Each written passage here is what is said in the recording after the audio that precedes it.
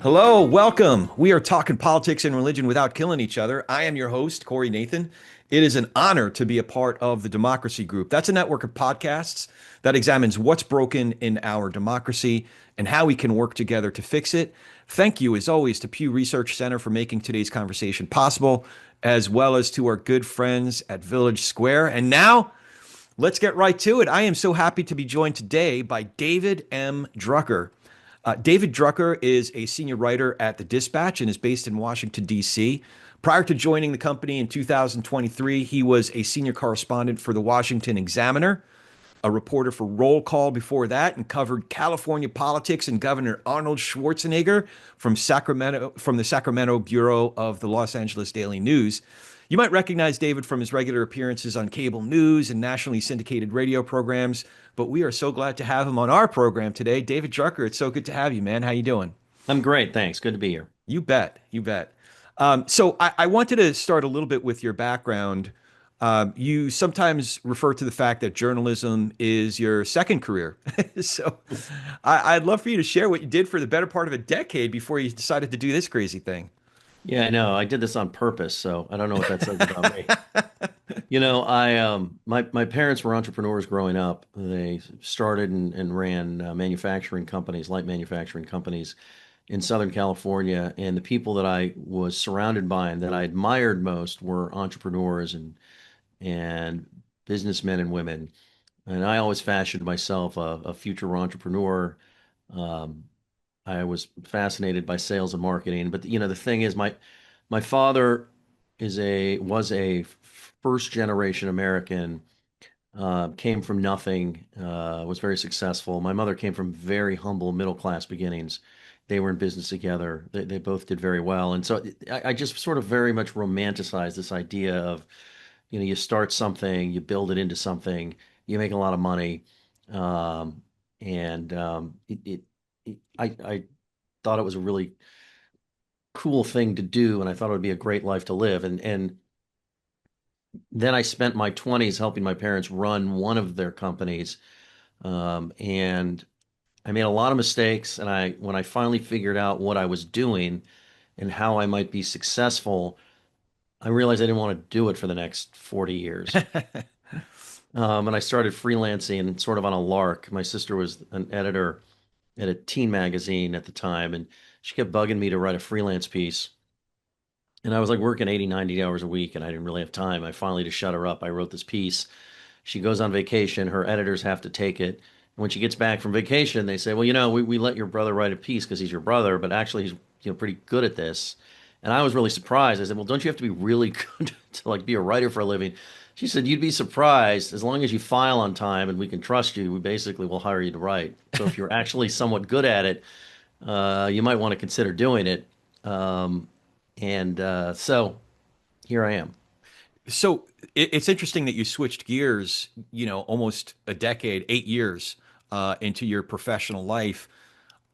I would imagine that a lot of the folks that when you did shift gears into journalism, there were a lot of folks that had different experiences that were informing how they approached their work. I'm curious how, working in business, running a manufacturing business, shaped or informed how you went about your journalism trajectory out of the gate. Yeah, it's a really good question. And I guess the story that I like to tell people as a way of answering your question is, it was an older Cub reporter, but I was a Cub reporter for, at that time, the Inland Valley Daily Bulletin, which was a part of the newspaper group that was the LA Daily News was a parent company these were the Singleton papers at that time. Anyway, the Inland Valley Daily Bulletin was headquartered out in Ontario, California, the Inland Empire. We covered all of these different sort of inland suburbs, Rancho Cucamonga, Claremont, where Claremont McKenna, the colleges Sure, are, yeah. Pomona, all these different areas. Anyway, the first campaign I ever really covered was the 2002 California governor's race with Gray Davis, the incumbent at the time, running against Bill Simon, sort of this Republican upstart that beat out LA Mayor Richard Riordan for the Republican nomination. Anyway, I'm following around Gray Davis. I think it was during this campaign, and he gives a speech to an insurance group, the California Association of Health Underwriters. I still remember it. And he's talking about workers' compensation insurance. And, he said something about it, and the room was very silent. And afterwards, he holds a news conference for the traveling reporters or whoever. And I asked him, what were his plans for workers' comp reform? Because, it's a huge issue and blah, blah, blah. Anyway, I forget what his answer was. I don't even remember fully my question. I just know I asked him about workers' comp. And afterwards, one of his top press guys makes a beeline for me, and I thought, oh, I'm in for it. And he's mad at me. It was kind of a tough question, but it was fair. Yeah. And his only question for me was, how did you know about that? And I said, well, I know about that because until about 6 months ago, I was paying it. So, when I was running one or two of the businesses for my parents, and we did some light manufacturing, had other employees, you have to have workers' compensation insurance. And in California, at least at that time, and this is like 20 plus years ago, the only provider of this insurance was called The state fund. The state fund, a quasi private public partnership. Yeah. And rates were just through the roof. And it was very difficult if you were particularly a small business without a bunch of startup capital. The only objection I have, by the way, yeah, is the past tense were through the roof. Right. There you go. By the way, it became such an issue that in the 2003 recall in which Schwarzenegger was elected, he was running on workers' comp reform. Like it was that big of an issue that all of a sudden people started to know about it. But my point is, like, having paid taxes and dealt with government regulations, when I was covering campaigns or writing about public policy, I actually had a lot of firsthand experience with a lot of these taxes and regulations. Maybe they're good, maybe they're bad, but I had experienced them. And a lot of reporters just don't, because if you're a writer, if you're a reporter and you go right from college to reporting, which, believe me, part of me wishes I had done, is maybe I'd be further, would have been further along.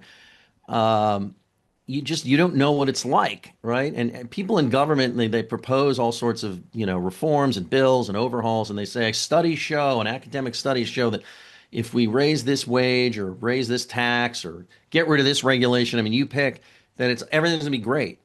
And it's just not always the case, because these things have real world implications. So I had a firsthand understanding of how a lot of public policy and politics impacted businesses and people, and having been in California outside of the sort of DC, New York, Acela Corridor media bubble, that even gave me a further sort of good vantage point on things. So I think that's what that did for me, is going into reporting, having lived in the real world, so to speak. And so it informed my questions and my political analysis, because I had a good understanding, having been an adult for a while, about how things may be interpreted politically by rank and file voters, that maybe it's harder to have if you just go right from school straight into my profession, which I love, was my chosen profession, and I'm stuck with it because I like it. But sometimes it is hard to really know what's going on, because we are in an echo chamber. And so, I solved that by traveling the country as a campaign reporter and talking to people. But anyway, that's what that did for me. Yeah, no, that makes a ton of sense. I didn't start this until, even later in life, but having the experience of owning businesses, fighting the good fight when it comes to workers' comp, which, by the way, we're still fighting that good fight.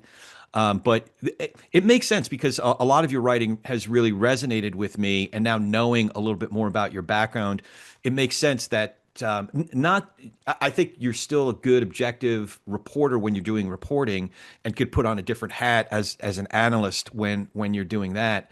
But inevitably, your worldview shows through. A better understanding, just a lack of ignorance, I guess, shows through in a lot of that reporting, even if it's just in terms of informed questions like that. So I appreciate that. Now, the businesses, your parents' businesses, were they mostly the Inland Empire in that area? No. So I grew up in Malibu, California. Oh, And West LA and LA generally, they had when I was a kid, they had a plant that manufactured window coverings just outside of downtown LA. And then the businesses I ran for them were in East LA, sort of on the border of Montebello. And Okay. like everybody's going to go look, go into their iPhone now and punching them into their map if they actually care. Yeah. But I was an LA kid.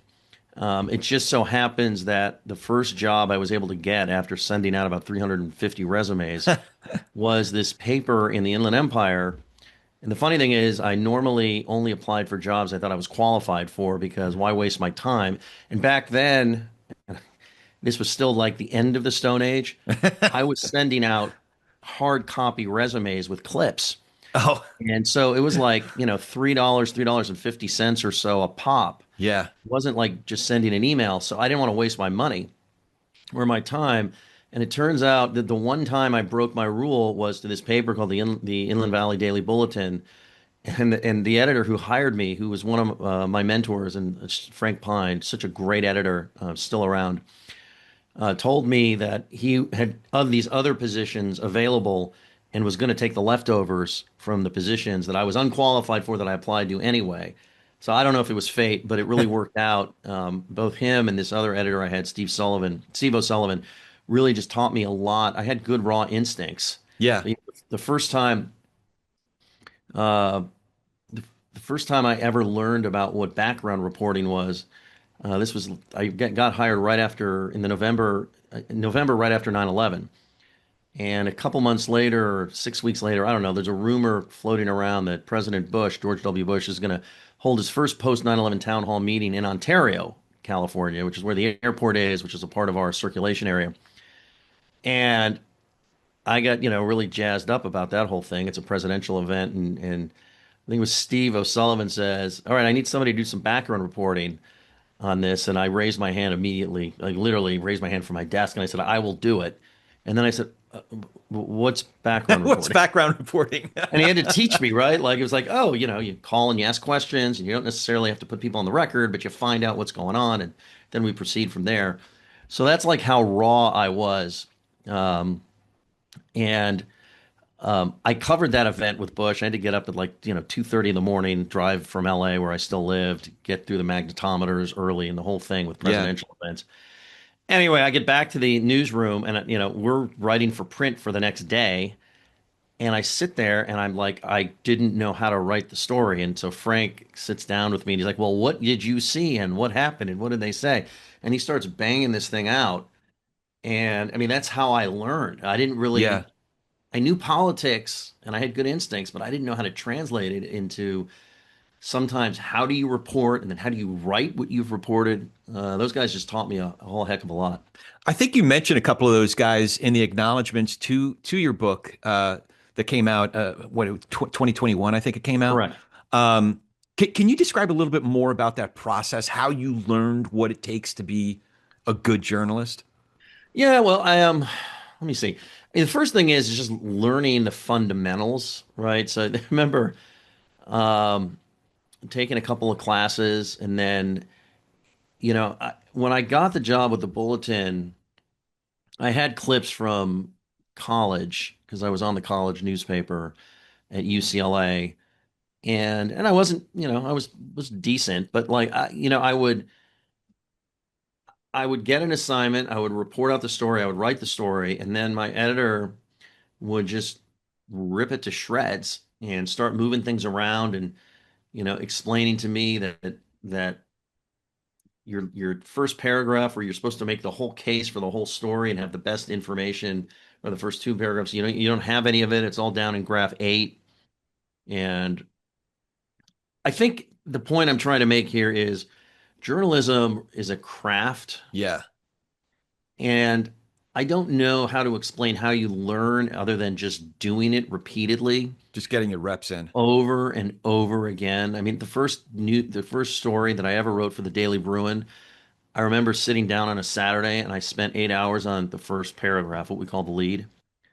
I mean, I had the greatest time. I spent all day trying to write the perfect lead. I thought I was having the time of my life. Who, But what, when, where, why?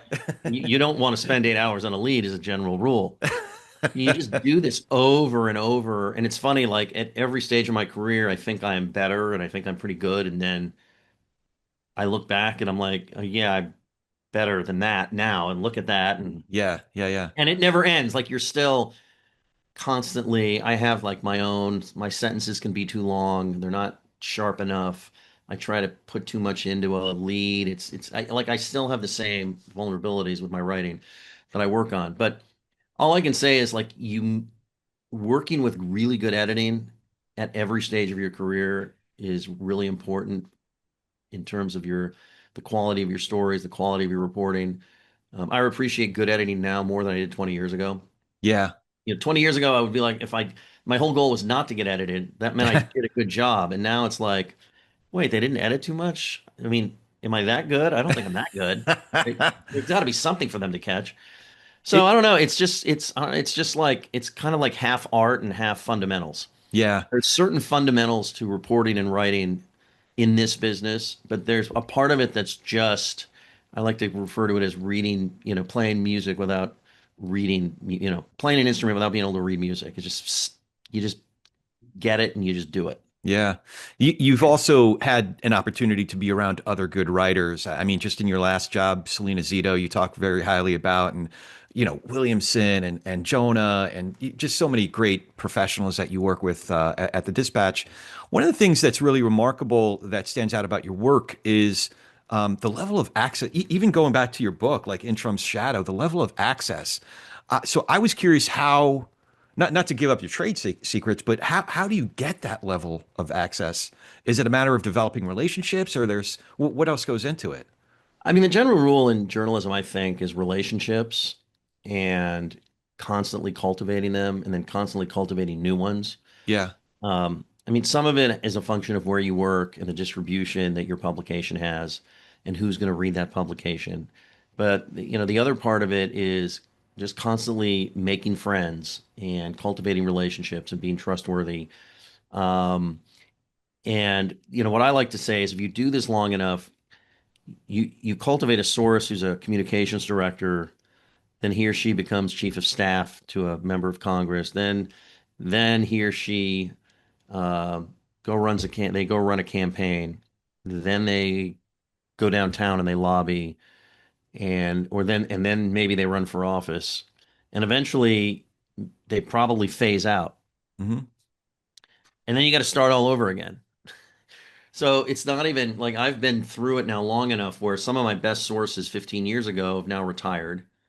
Some of my best sources have gone from comms director to lobbyist, and you're constantly then having to meet new people and ask new people for information. And there are people out there that I think are a lot better at this than I am. But the way I do it, and everybody's got a different way. Some people are more combative and it works for them. Some people like they keep really detailed spreadsheets of everybody they call and how often they call them. And, I just kind of go through my digital Rolodex, so to speak, depending on the story, and I think who would be the best source for this story. And I call that person, and then along the way, I'm like, oh, I haven't spoken to that person for a while, and I drop them a text or an email. Oh, I should go out and have drinks with that person. I call them up. We try and schedule something. So everybody's got a different way of doing it. Yeah. The only thing I always advise young reporters is make sure that people can trust you. They may Mm. not like you. You may get nothing out of them ever, but they can never say that you lied to them or burned them because you never know when they'll come in really handy. Yeah. And it's kind of like finding either scoops or news hiding in plain sight to me is in some ways like sales was for me in my previous life. Sometimes I'd work really hard to land an account and I'd fail, and then I'd walk next door and just say, I haven't tried this person. And they were like, I've been waiting for you, and here is a whole book of business. And it's like, I put in all this work over here and got nothing, and you're just giving this to me. But that's kind of like it's kind of the way it can work sometimes. Yeah. This is maybe a sensitive question, but in truth, the Dispatch has a really well thought out uh, philosophy that they share publicly in terms of how AI tools are being incorporated into the work. Have you begun using certain AI tools in whether it's your research or first draft editorial or anything along those lines? And if so, what does that look like? No, I don't trust AI, and one of the reasons I write for a living is because I like to write. So I don't employ any AI in my writing or drafting or anything like that. That's Um, and I know we do have an AI policy, and I don't totally remember what it is because I don't use it, so I don't need to remember the guidelines. I mean, over time, AI will get better in terms of a research tool, right. right? And I'm sure that over time, I will be able to take advantage of AI as a research tool, but I do not trust it yet. And I always want to be able to verify reporting. So, like I see something. I mean, you go to Google now and it spits out AI. I want to see the original source material. Yeah. And even when I, see video snippets from a Google search, let's say, I pull up the video and I want to see what does he say or she say before and after the snippet to make sure it's in context. Especially a lot of the stuff on Twitter that's put up by people that otherwise they kind of make it convenient for you.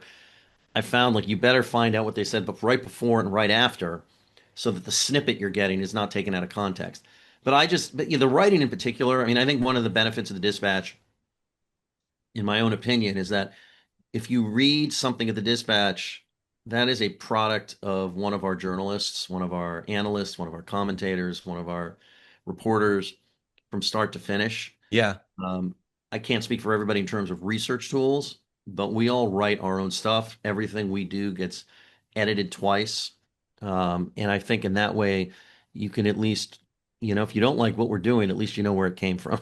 Right. Yeah. Even folks from the outside who submit pieces, freelance pieces to the Dispatch, sign a pledge that it's within strict ethical guidelines. Any uses of AI have to be transparent, and within a certain, like I said, just certain guidelines. So I do appreciate that and respect that. You know, Speaking of your move to the Dispatch, to me, it was at a time that it was representative of something, um, the way that the media landscape is evolving as well as the political landscape is evolving. Am I reading too much into that, or was that something that you were anticipating for the next, 15, 20-year chapter of your career? Um, I don't know. I mean, I had been looking for the right, change is good in my business, and I was at the Examiner for a long time, and they were very good to me, and I'm very grateful for the support I had over there. But had been looking for a move somewhere that was fresh and exciting. I wanted a place that I thought was approaching the modern media environment in a successful way, in a way that was going to be profitable. We Yeah. can't do what we do for a living without money. I mean, you have to have a thriving business in order to pay for journalism. And we all got to do something to pay the rent, so money has to come in. So I was interested in an outlet with some really great journalists, and I had long admired Stephen Jonah. I mean, when I was like thinking of becoming a writer, I found and this was back in the '90s. I remember finding the Weekly Standard, and Steve Hayes was one of the first guys I ever read Oh, wow. that mattered to me. I also later discovered, Jonah Goldberg, but Hayes and I mean, I had read Mike Warren and John McCormick and all those guys at the Standard for a long time. So anyway, I was really impressed with what they were doing with the Dispatch. I was looking for a place that believed in getting the story correct, even if it meant you weren't first. I wanted to go somewhere that wasn't where their business model wasn't based on clicks. Mm, The other thing that I didn't know about, but really has been really invigorating, is the fact that we believe in traveling to cover a campaign and traveling just to go where the story is for any particular story, whether it's a public policy story or anything else. So we've had reporters in Europe, we've had reporters all over the United States. My colleague Grayson Logue recently traveled to the southern border to see how Trump's the policy of securing the border is going. Kevin Williamson traveled to Ukraine in the last year and a half. Um, So you were on the ground in South Carolina for that recent piece you did on the Democrat. correct. Yeah, yeah, yeah. I guess there's no substitute for that because you can't even anticipate who you're going to bump into and get 10 minutes with or 5 minutes with or 30 seconds with, right? No, that's correct. And especially for a campaign story, right? If you're writing about a race, if you're not with these candidates on the trail, if you're not talking to voters in these areas, it's hard to really know what's going on. It just is. Yeah, You're relying on polls or polls correct, and polls are not enough. Polls are great. I'm a big believer in data, but it's not enough. sure. So the dispatch supports this. We're growing. I think we're growing. We're growing smart. We're growing a good business. We've brought on a lot of good reporters. We edit everything twice. I mean, we do things the way I would like to do things. And, so far so good. I mean, how we always do things, I don't know. I try to stay in my lane, but I was just really impressed with what Steve and Jonah had created. I was fortunate enough to get over here. And then we've hired a whole bunch of great people, even after me. And I just think it's great. We're still growing at a time of real, turbulence for the industry. We're doing really good work. And so hopefully, knock on wood, it continues. Yeah, yeah. Not just in writing, but the podcasts too. And I The think you're going to see a lot more on that front too coming. Again, not my pay grade, but I know we've got a lot in the works. Yeah, no, it's exciting stuff. Advisory opinions is still a go-to for me. I love the little friendly competition between what do they call it? The benchmark show or something like that. There's a word that they bat around. Anyway, but speaking of feet on the ground, there was a piece you wrote. Oh gosh, I don't. Trib Live, I think, was the one who published it back in the fall, and it starts out, as it turns out, Twitter is not the town square. So, so I guess your feet on the ground helps keep you grounded, quite literally, right? Yeah, it does. And that was one of my Bloomberg opinion columns. My boss at Dispatch been nice enough to let me have this little side gig. And I just had this idea bouncing around in my head for a while. I think George Will once said that, the best way to, come up with column ideas is to keep a list of things that annoy you and then write about them. I've Um, heard I forget if it was you or Jonah who said that, but that's I've been writing more recently, and Chris yeah, Stirewalt might have said it because he's the okay, one that told me when I said, "Hey, I got this side gig. Like, what should I do?" He's like, "Well, here's what George Will says." yeah. So, There's at least one thing a week that annoys me, so yeah. that's great. Um, and I just been thinking about this for a long time. And the thing is especially again, if you're in politics, if you're in the media, or if you're just an online person, you really think that the majority of Americans think what you're reading online, or the majority of your political party or people that affiliate with the right or the left, that's what they all think. And this is one thing I have learned from traveling and the traveling I do for the dispatch. But one of the things that I've learned over the years is most people are not on, it's now X or Yeah, Blue Sky or, you choose your social media platform. They're just not. yeah, And so they don't have the opinions that you're reading on these platforms. And I just occurred to me, everybody likes to say that, Twitter is the town square. That's, one of the big online fights is like who should be on it, who should be off it, and how should it be regulated. It's kind of, some people have suggested, well, it's like a public utility because it's the town square. It's not the town square. And so, yeah, that was one pieces fun pieces I wrote for Bloomberg Opinion was just to debunk this notion that what you read on Twitter, whether it's from progressives or populists, pro-Trump, anti-Trump, and when I travel the country, most people are not as angry yeah, as you see on social media. Most people are not as partisan as you see on social media, and most people have really nuanced, complex opinions that you can tell. Like people are really smart and they know how to make decisions. They may not know everything we know on a daily basis because it's not their job to watch the news the way it's our job. right. But when they have to digest information, they will digest information, and often they do not digest it in the same way that we do. And that's part of the problem is I'm trying to like check my own work. I have an assumption about how Republican voters or Democratic voters are going to react to this or that public policy or this or that politician that's running for office. And oftentimes I'm wrong. It turns out I go out, I talk to people, and say, actually, here's what I think about this person or this policy. And when I'm right about things, it makes me feel really good. But the whole reason I travel is because I wouldn't know otherwise. Yeah. So that's that was one of the fun ones. So having been in South Carolina, having spoken to a range of Democrats, Do you get the feeling that the third ways, the I forget the name of the other group, the more centrist or pragmatic Democrats versus the Justice Democrats, do you get a feeling that the third way Democrats will win the day, or are we going to end up with an AOC or somebody from the progressive wing of the party? Yeah, so it totally depends, and you don't know. I mean, first of all, in regard to AOC, I mean, really talented politician, has really shown a lot of political acumen and an ability to succeed, um, and to get where she has gotten is no small feat. But first of all, we haven't nominated a sitting member of the House of Representatives for the presidency in either party since 1880. I think we're a couple of formers, but James A. Garfield, 1880, last Ohio Republican, last sitting member of the House to be nominated for president. I just think it's really unlikely to happen. Now, whether or not Democrats nominate a left-wing candidate versus a center-left candidate, it's another matter. Normally, candidates for president from the Republican and Democratic side are what the voters in both parties have deemed to be sort of the most middle of the road, not necessarily moderate or centrist, but just most ideologically pragmatic and middle of the road.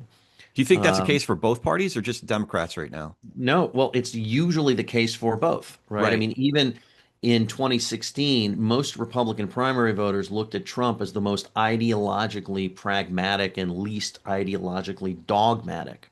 Oh, They that's really did. interesting. And if you look at 2020, Joe Biden wins. If you look at Well, uh, 2012, Mitt Romney, the Romney Ryan ticket on the Republican right, right, side. right, Yeah. right. And here's what I would say. Occasionally you end up with a real rock star of a candidate, let's say Ronald Reagan or Barack Obama, that Yeah. everybody loves. Yeah. The pragmatists think he's pragmatic. The wingers think he's a winger. He's super charismatic. Everybody loves him. Everybody trusts him. And it's like, you don't have to make those decisions. But normally a winger, but it does happen on occasion, right? I Yeah. mean, if you go back to what is it, McGovern in '68 or whatever. I mean, occasionally these things happen. So, will it have, what's going to happen in 2028? I don't know. Interestingly enough, Third Way, which is a centrist Democratic think tank, they did this whole exercise in leading into 2020. And their whole goal was to urge all of the Democratic candidates running for president to don't go too far to the left, be center left for sure. Just don't be a winger. And the only person that sort of took him up on it, whether or not he did it because of them or not, was Joe Biden, right? Joe Biden was the one guy that said, I'm against Medicare for all. And, and then the number of other ways that he distinguished himself. He gets the nomination, he wins. Right. Um, and so will this effort be successful? I don't know. You know what'll be interesting to see is if Paxton gets the nomination on the Republican side in Texas, because it would be a study in contrasts, where I think, to your point, Tallarico was the candidate who might have had broader appeal and appealed to centrist Democrats, especially in a state like Texas, as opposed to Jasmine Crockett, who definitely appeals more to the base of the Democratic Party. And then you look at the two candidates going to the runoff now on the Republican side. Cornyn is about as close to a Reaganite Republican as we still have in the Senate. I don't know if that's completely fair to say, but he's certainly not a firebrand like Paxton.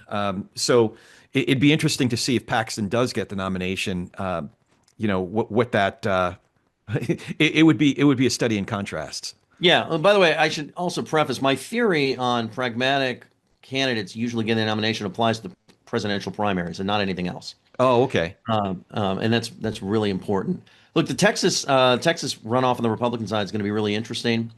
Um, Wait, wait, Paxton's wait. Let back up for a second. So why do you yeah. make that distinct? Even in large statewide contests like that? I mean, Texas isn't necessarily the most purple state by any stretch, at least not yet. But why would you make that distinction? Because that's what usually I'm just saying my rule applies to presidential primaries. The the sort of ideologically pragmatic or least dog or non-dogmatic candidate usually wins a party's presidential nomination after the various contests. But we often see in congressional primaries and Senate primaries the most ideological candidate winning a primary. That happens all the time. Yeah. And particularly with gerrymandered districts, that's almost happens by, design, whether it was purposely designed that way or not. In Senate races, it just sort of depends on the state and the era. I mean, if you look at John Cornyn's voting record, for instance, there's nothing anti-Trump about it. It's very conservative, but I think it's about vibes and tone. And I think if you talk to Republicans in Texas, which I have, they will say, "Oh, John Cornyn's a moderate, John Cornyn's a centrist." And when you really break it down, it's like, in fact, I was talking to a voter in San Antonio. I went to a congressional primary candidate forum for one of the Republican districts. And a guy tells me, actually, he's like, "Oh, yeah, I'm supporting Paxton." I'm like, "Well, what's wrong with Cornyn?" He's like, "Well, Cornyn actually, when there's a Republican president, he's always on the team. His voting record's awesome. The problem with Cornyn is when there's a Democratic president, then he wavers and he goes the other way." He did And he the did that thing, one big piece of the gun legislation during Biden's term. So, right? But the thing is, with a guy like Cornyn, it's generally not true, except he does believe in governing. right. And if you have a Democratic Senate and or a Democratic president, one or the other or both, and you still want to get things done, you're going to have to work with Democrats. And Yeah. he's not willing to stop governing, waiting around for Republicans to have full control. So is he the centrist or the moderate? No, he's a Reaganite. He believes in governing. You were right there. And so why are they supporting Paxton? They believe Paxton will fight, fight, fight, and fight, and that he'll never compromise with Democrats ever, ever, and that there's no line he won't cross. And that's something that a lot of voters on the Republican side are looking for these days. It's something a lot of Democrats are looking for these days. I think if you look at Graham Plattner outpacing right Oh, now yeah. Governor Janet Mills in the Democratic Senate primary in Maine, it's all about this is a guy who's going to fight, who's not going to go along to get along. He's fresh, he's new. Sure, she's a good governor. She's been around a long time. So, we're in politics these days is very fluid. People are very upset. Somebody comes along and says, "I'm going to fight the man. I'm not going to compromise with, all these squishes. I'm not going to betray you." And that's very appealing to a lot of people in a party primary for Congress and sometimes for governor as well. That was striking. The piece that you did on Republican primary voters in Texas. That if you actually look at the records, the different, it would be hard to make a case that Cornyn is anti-Trump based on his voting record. But the quotes that you shared from those primary voters, Republican primary voters, were striking because it seemed like they saw their impression of Cornyn was that he was a little squishy simply because he didn't, I don't know, he didn't hate liberals enough. I wasn't, I was, let's say I was unsettled by that. I wonder though if that has something to do with other pieces that you've written and other reporting work that you've done. Um, a recent piece that you did in a new MAGA Republican establishment. It seems that whether it's media figures that are feeding that sense of discontent, or incentive structures based on the war chest that you talk about, almost 500 billion, and where that money is going to be spent, or the think tanks that are coming up with the ideas in the first place. Can you speak to a little bit? Am I onto something? And if so, can you speak a little bit to that? Well, look, I mean, I think, compared to Trump's first term and this time around, and this is a story from right after he was reelected in 2024 that you're referring to, there is a whole establishment around Trump of media figures and think tanks and other people who are there to support his agenda, to support whatever he says, and to go amplify that in conservative and other media, right? And that's something that Trump didn't have the first time around. And so that has helped to create a real echo chamber that's going to impact how candidates and politicians react to the president. Um, you know, I think that the larger thing is that the Republican Party has always been a sort of marriage of the populists and the traditional conservatives. But for a long time, for the Reagan, from at least through 2016, it was the traditional conservatives that controlled that partnership. And since Trump, and it's now been what 10 plus years that he's really influenced and controlled the party, it's been the populists that have been in control. Yeah. And I always tell people it's hard to expect Republican politicians to turn their back on Trump when it's their own voters that still like Trump and like him quite a bit. It's easy to say, well, why won't the Republican Congressman X or, Republican Senator Y speak out against Trump? They know this is wrong. It's because they're going to have to go home and face their own voters who don't think it's wrong, Yeah. don't want you to do that. And it's also the case that it's hard sometimes, which kind of like gets back to my Twitter is not the town square and a million other pieces I've written, which is you're a Republican or a Democrat and you're getting bombarded by angry voices or getting encouraged by friendly voices on social media that bring along with it fundraising dollars or can take away fundraising dollars to hold a particular position or oppose a particular politician or not to compromise or whatever it is. And these are things that didn't used to exist, Yeah.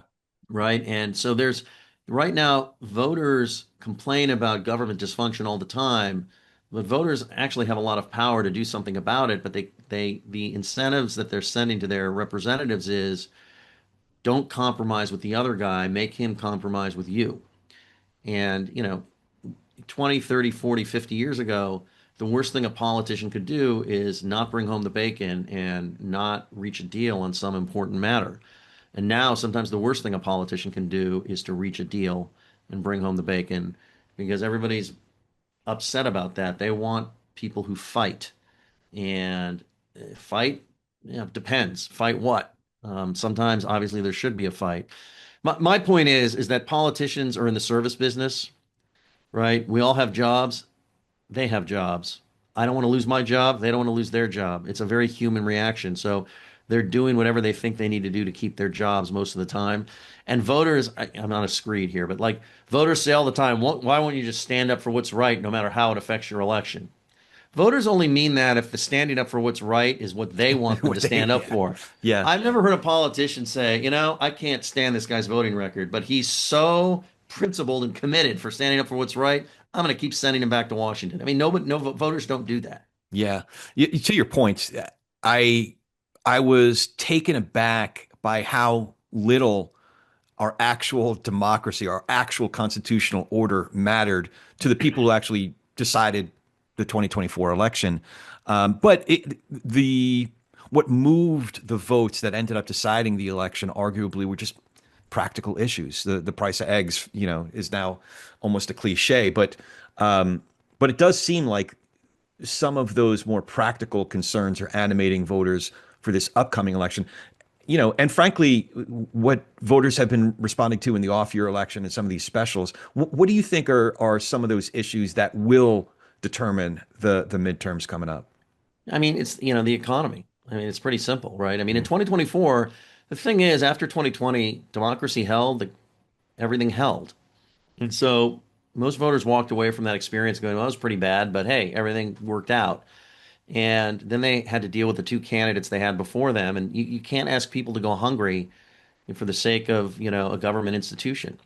And they didn't really feel like democracy was on the line anyway. I mean, we had 2020 and the results held, and 2022 happened, and everything went the way the votes said they should go. And you look at 2024 happens and everybody's freaking out. Some people are freaking out. Meanwhile, we've had off-year elections and special elections, and Democrats have been cleaning up left and right. So as far as people are concerned, the system works.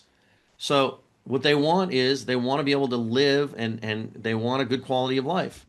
And they're going to continue to vote along those lines, right? They voted for Trump because they were unhappy with the Biden administration's handling of public safety, the border, and especially the economy. Yeah.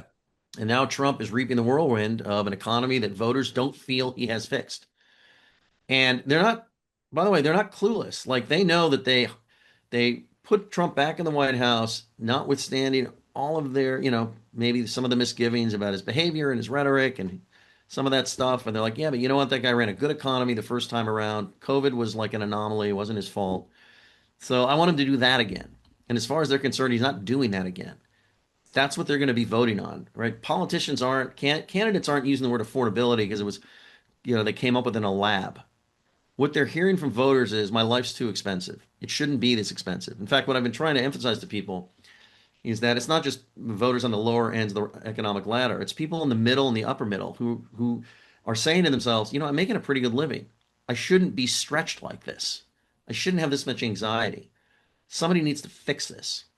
And that's what they're going to vote on in November of 2026. That's what they've been voting on so far.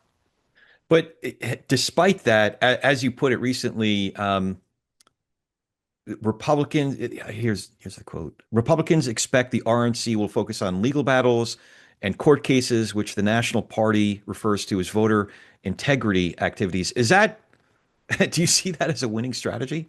Well, first of all, I mean, to be fair here, different party organizations have different tasks. Yeah. So, I mean, I could make an argument that the RNC should focus on voter turnout operations, but I wouldn't argue that the RNC should be the primary message driver, right? The RNC should handle party logistics and infrastructure and things like that. So there's not necessarily it it's not necessarily a problem or hypocritical for the RNC or bad strategy for the RNC to focus on legal issues if that's how they want to spend their money on the logistical front. Yeah. It's up to candidates and their campaigns um, to run on a message. It's up to the president to give his party the best chance to succeed in what's always a tough election for the party that, has the White House. The RNC is the infrastructure and logistics arm. And so you can jump on Republicans all day long for, messaging miscues and what are they doing? The RNC spending money on, legal issues or legal tasks is not, I don't think is a fair criticism. Yeah. And so we've been talking for almost an hour. We haven't started talking about Iran. So speaking of issues, to what degree do you think the war in Iran um, will have an effect on the upcoming election, or is it? I don't know. It's hard to predict these things. A better question might be: to what degree do you think the war in Iran will strain the MAGA coalition? Well, good question. First of all, it depends on how long the war lasts. Do we get bogged down? Do we not?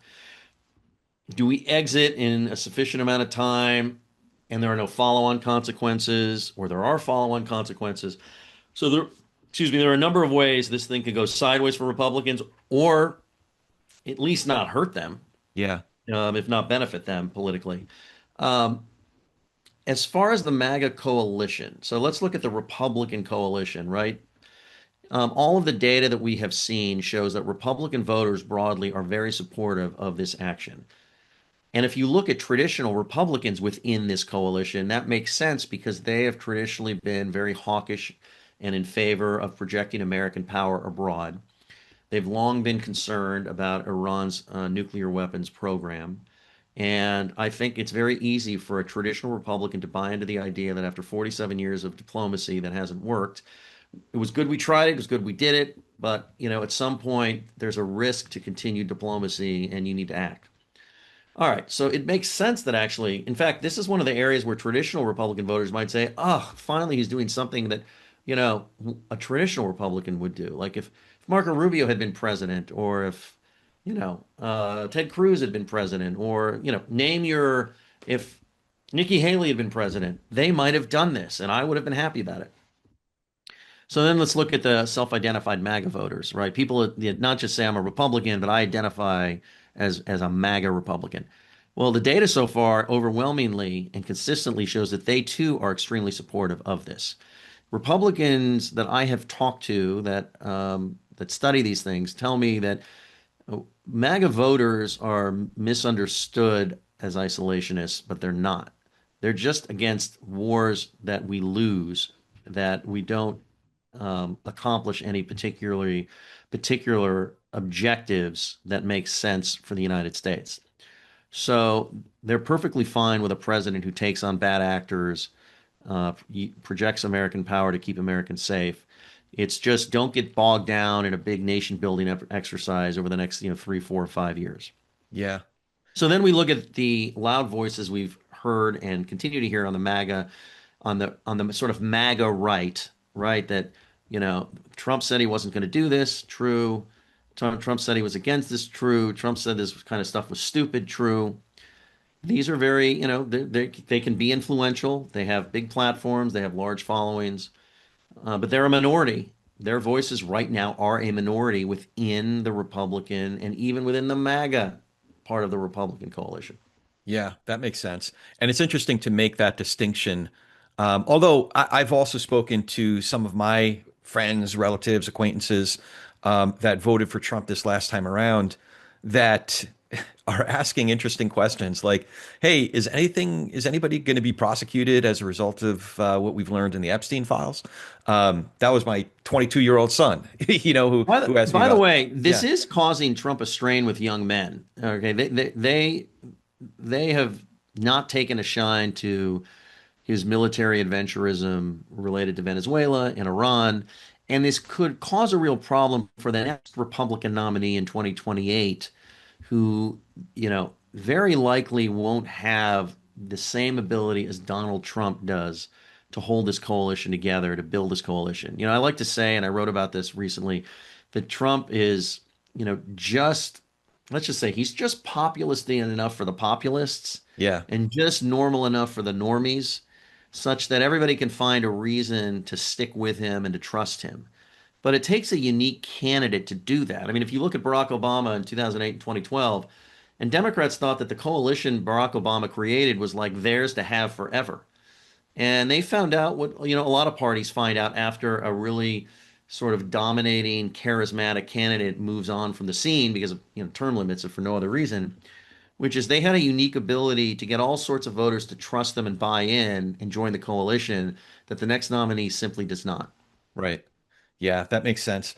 Um, I want to be respectful of your time. I have a ton more questions because yeah, um, I've been reading your work for a while now. So, but we're going to start to land this plane. So I'm going to ask you the TP&R question, and that is, what do you think each of us can do to be able to share space with, have better conversations with, perhaps even nurture relationships with people across our differences? So that's people who have different backgrounds and beliefs than we do, who get their news from different sources than we do. How can we do better at talking politics and religion without killing each other, or is it even possible? I mean, I think it's possible. It's just you have to choose to not be judgmental, to not be angry, and to focus on the areas of common ground among people. Right? Like if I have certain points of view. I mean, put it this way. I mean, I have lifelong friends and we have different political viewpoints. First of all, we don't only talk about politics. Yeah, And, we talk about a lot of things that we share in common. We're both Lakers fans. We're both, movie buffs. I mean, whatever it is, right? We're yeah, both parents. We both like to, whatever. You focus on and talk about the areas of agreement that you have, and the things that are not political. I mean, I kind of put politics up there with religion in that, if you want to have a theological debate um, about a pointed area of disagreement theologically that you can't get around, right? I'm Jewish, right? So I could have a debate with a Christian about the divinity of Jesus. Like, and if that's all we ever talk about, we're never going to agree on anything, and it's probably going to get contentious because it's. I'm not a theologian, so I want to be careful here, right? But it's a central pillar of what may separate Christians and Jews is whether or not the whole uh, Jesus Jesus, thing. Jesus is the son of whether Jesus is the son of God, and we both come to this honestly, and it's about faith. Right. So, but you can talk about a million other parts of our religious backgrounds that are shared, that we agree upon. The Yeah. Ten Commandments, the Judeo-Christian, ethic. I mean, a million things, whatever. So it's the same with politics. Like we both love America. Yes. We both believe, in democracy. Yes. And, you go with that. So anyway, you do that and you can have conversations with lots of people. And then sometimes you just agree to disagree and you don't fight and let it be. Yeah. I don't know. I mean, it's like there's no secret sauce, but you have to make a choice to not be angry and not focus only on what you disagree on. And I think that's how you can have conversations about this stuff. And you also just have to make a choice that even if you think that the politician that my friend or my whoever is supporting is an evil SOB, that doesn't make them an evil SOB. And you have to remember that they're not, they don't, they think the guy you're supporting is an evil SOB, right? It's Right. like what we do so often is like, well, your guy's evil. That must make you evil. Well, of course, what are they going to think of you? And it's like, well, no, your guy's evil. That must make you, these are just, I mean, I don't know. It's like, again, like I said, I'm a Lakers fan. I mean, I grew up like I hated the Celtics. I still kind of hate the Celtics. But, I didn't actually think Celtics fans were evil. I kind of thought sometimes they were jerks, Yeah. but I didn't think they were evil. And then the funny thing is, as I grew up and I left Los Angeles and lived elsewhere, when I would meet a Celtics fan, I'd be like, oh, we have this shared past. Like, we both hate each other's teams, but like, we wouldn't have this nostalgic, really good thing in our life about being a sports fan if we didn't have somebody to like disagree with and root against. And sometimes I win and sometimes you win. But like, what would life be like without this rivalry? It brings so much joy to our life. So I kind of look at it like that. And Yeah. it's like, honestly, for the country to work, both sides have to win sometimes so that both sides can buy into it and feel like they're not always shut out. So even when, if I think, somebody lost and I wish they didn't lose, then I think, well, the other people get to enjoy winning and they can feel bought in. And then the next time they lose, it doesn't have to be so bad for them. There are different ways of looking at this, I guess, is what I'm saying. And then some people are going to say, well, you're normalizing this, that, and the other. And I'm like, look, I'm a reporter, I'm an analyst, and you asked me your question about how do you get along with people. How I get along with people is not being angry at them, even if I'm angry at the politicians that they voted for. So I need to ask this, and feel free to pass if you don't want to talk about it. But having grown up in SoCal, gone to UCLA, I get the sense that, I mean, you're from a at least a fiscal standpoint, a Burkean conservative. Is that fair to say? Yeah, I mean, that's fine. Sure. And I don't, were those views or that political framework, was that emerging as early as UCLA? And if so, you, I mean, you were kind of in the minority, right? Yeah.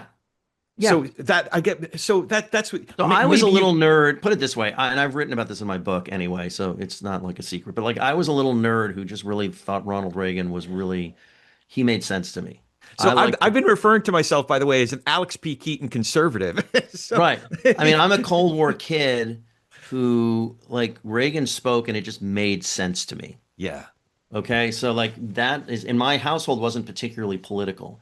The only other thing I would say that formed my opinion is my parents were entrepreneurs, right? They invested their own money in businesses. I don't come from the world of we had VC money in startup capital, and like my parents wanted to start a business, they took their savings, they put it into it. When they succeeded, they made a lot of money. When they failed, they lost a lot of money, and then they had to start over. So I guess, I just have this sort of worldview of, that just all of that kind of shaped me. yeah. Um, but yeah, I mean, that's, so I'm used to being the minority in the room on certain topics and it just never bothered me, but I just don't get offended. I don't get offended by things. Like Yeah. things just don't offend me. Yeah. I grew up Jewish, went to an Orthodox synagogue. So as Jews, we often feel like the minority in the room. You That's know? the other thing though, by the way, right? I had to like miss school for the high holidays. And like, well, the school didn't shut down for me. I just had to make up the work. I mean, it's the Yeah. way it is. It's the way By it the way, is. Bad Bunny's halftime show, I didn't understand a word he said. Didn't offend me. Yeah. I don't know. It just didn't offend me. It was entertaining. It was fun. Yeah. The other part that I should say is I did become a Christian in my late 20s, and about my conversations with my father. If you ever want to sit in on some theological debates, those early conversations shortly after I became a Christian were pretty intense. But we got to a point where we couldn't even talk anymore. And then at a certain point, I watched the Ken Burns documentary on baseball. And I don't know if Bob Costas was the first one who said this, but he said something along the lines of, when I couldn't talk about anything else with my father, I could still talk about baseball. So just to kind of underscore your point. So now I did warn you that I'd be doing this. You get to turn the tables on me. Do you have any questions for me? Do I have any questions for you? I am kind of curious what you've learned by asking this question about how people um, talk to people that I'm curious what you've learned about how people should talk to people they disagree with, and whether or not um, you think I'm right that people aren't as angry out there as it appears, or whether you disagree and you just think that people are at each other's throats and it's a problem. No, I think that you are right. I'm curious to see what More in Commons they're in the process of releasing another big study. So I'm curious to see if they come to similar conclusions that they did. I think it was 2018 or 2019 that really of folks who identify as Republican or Democrat, left, right, that really only 5 or 6% of folks on the right are what we would call highly partisan or highly engaged, and maybe 6 or 7% on the left are what I would think of as an extremist. And the rest of us are, maybe some folks identify as Democrats, but might vote for a Republican in a local election. So I do think you're right, and I also find that it's the case when you get folks at a table. Sometimes it goes sideways real quick. So sometimes, folks jump immediately to they take one data point. That guy's wearing a red hat. He voted for Trump. Now I know everything I need to know about him. And they jump to a lot of conclusions, and there isn't a conversation to be had. But when folks, the best example I can think of is there were a series of panels that Joe Walsh and Fred Guttenberg were invited on together. And they were invited on together is because they have such different views in terms of legislation having to do with gun. Um, you know, Joe refers to himself as a Second Amendment radical Second Amendment advocate, whereas Fred tragically lost his daughter in the Parkland shooting. But after the third or fourth time they were on the panel together, they spent some time in the green room and they learned a lot about each other. That a lot of their values were the same. A lot of the goals that they had were the same. It was just the legislation that they supported in order to get there was different. And then he ended up becoming really good friends. And I think that's the case. Not to say that it's all kumbaya. We're going to have really heated differences, and frankly, some of our values might be different. Somebody might, at the end of the day, when the rubber meets the road, might really value beating the other side as their top value. That's something I can't get on board with. That's not even in my top five, let alone 10 values.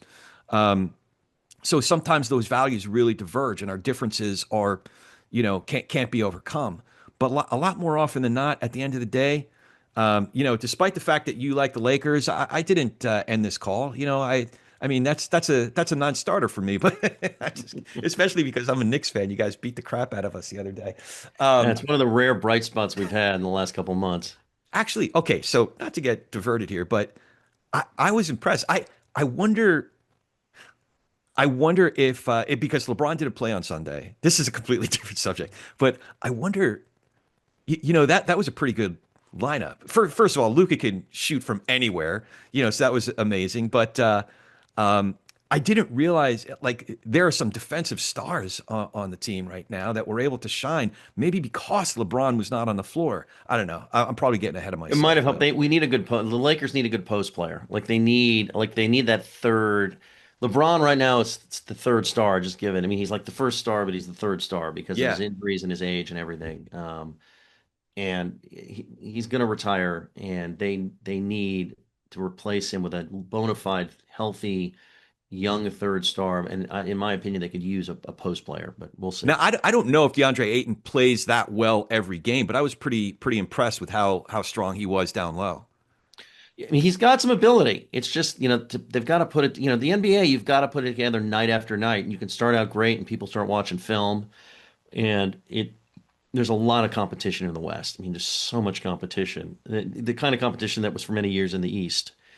And the Lakers would skate and they would still like do really well in the playoffs and they won a lot of titles, which I've had fun enjoying.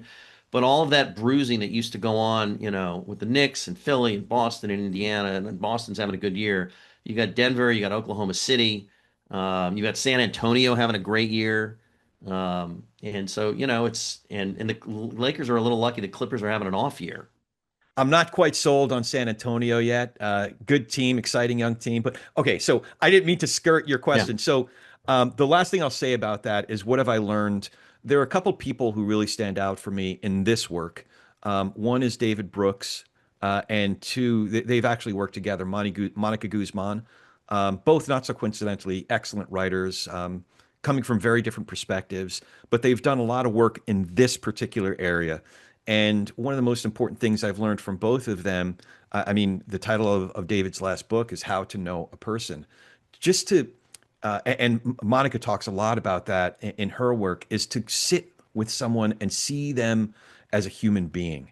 And to, if you, as opposed to rehearsing good comebacks to win a contest, to win some imaginary debate, what I'm rehearsing entering into these conversations is my own disposition to be able to ask questions that draw that person out of himself or herself, to be able to tell their story so I can see them and understand where they're coming from a little bit better. So hope that answers your question. I didn't mean to Yeah. skirt it. Well, before we go, I want to make sure folks know how to follow you, subscribe to the Dispatch. How can folks do that and just keep up with all the great work that you're doing? Yeah, just go to thedispatch.com and there are prompts there for you to be able to sign up and join. We'd love to have you. You can find me on X or Blue Sky at David M. Drucker. And yeah, Terrific. And I'll put those links in the show notes, of course. Um, and we certainly covered a lot. Is there anything important we haven't discussed that you'd like to add before we wrap it up? no, this was great. Yeah, this is terrific. I really appreciate your time, David. It's great getting to know you a little bit more personally, and I hope it's not the last time we hang out. Same. Take care. You bet. And as always, we'd like to thank Pew Research Center for making today's conversation possible. Grateful to our dear friends at Village Square as well for coming alongside us in this work. If you dig what we're doing, engage with us on any of the socials, especially at Substack. I'm at Corey S. Nathan, at Corey, S as in Sam, Nathan, at Corey S. Nathan.